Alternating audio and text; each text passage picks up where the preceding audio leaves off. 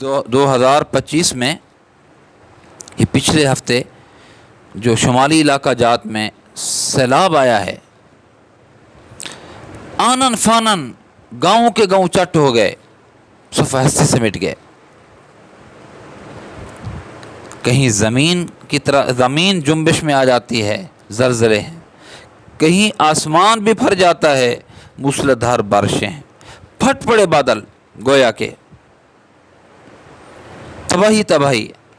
ارے چیخنے کا موقع نہیں دیا، نکلنے کا موقع نہیں دیا، سیلاب کے آنے کی خبر تک نہیں ہوئی، گھر والوں کو، پوری بستی والوں کو پتہ ہی نہیں تھا۔ اچھا ہم نہیں ہوں گے اگلے چند لمحوں میں؟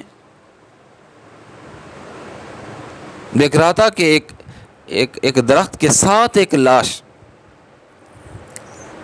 لپٹی ہوئی تھی، لپٹی، اڑی ہوئی نہیں، لپٹی ہوئی۔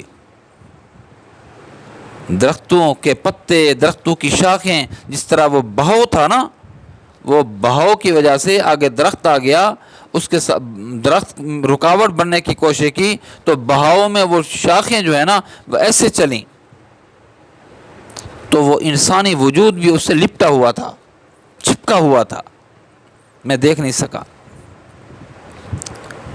اور ایک کی دکھا رہے تھے کہ وہ اس کا مال و دولت، وہ لاکھوں روپے وہ مٹی میں لتھڑے ہوئے تھے، انگوٹھیاں سونے کی ملی، پتہ نہیں کیا کچھ ملا۔ دوستو آسمان بفر چکا ہے، زمین حرکت میں آ چکی ہے، موسمی تبدیلیاں ہیں، کیا ہو گیا ہے نہیں سمجھ آ رہی، ہمیں اب بھی سمجھ نہیں آ رہی۔ شامت اعمال کا نتیجہ نہیں ہے، مجموعی شامت اعمال کا نتیجہ ہے دوستو۔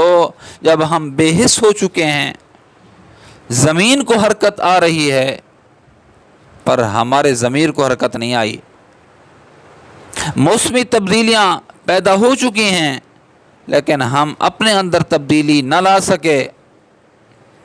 آسمان سے بارش برسی ہے پر ہماری آنکھیں خشک ہیں، نہیں برسیں۔ ہوائیں چل رہی ہیں، کہیں کا کہیں لے کے جا رہی ہیں، لیکن ہم چل کر، بستر چھوڑ کر، گھر چھوڑ کر، کاروبار چھوڑ کر مسجد نہ آ سکے۔